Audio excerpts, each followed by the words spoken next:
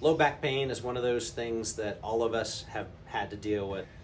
When you deposit an epidural steroid injection, it works in three ways.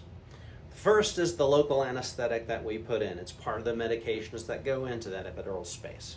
That tends to numb things up right away, and that will take care of a lot of the pain. So initially, when we first do it, people tend to feel really good. It really does a good job. That local anesthetic will then wear off after a period of a few hours. After that, the pain may not come back at all. It may come back a little bit. It may be worse for a period of time. It just depends.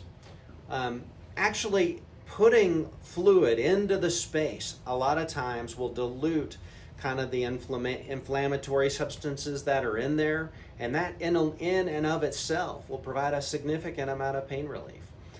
Getting that those inflammatory mediators away from the nerves really contributes to decreasing the amount of pain that people have. Then the other part of the medication that we put in there is a steroid.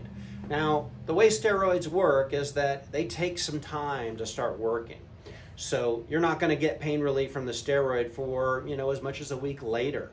After about a week, we'll kind of know what you're going to get as far as pain relief goes from the steroid.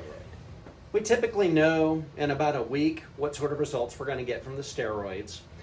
Those results can last from weeks to months to completely solving your problem. But on the other hand, and more important, it also gives us information if it doesn't solve your problem.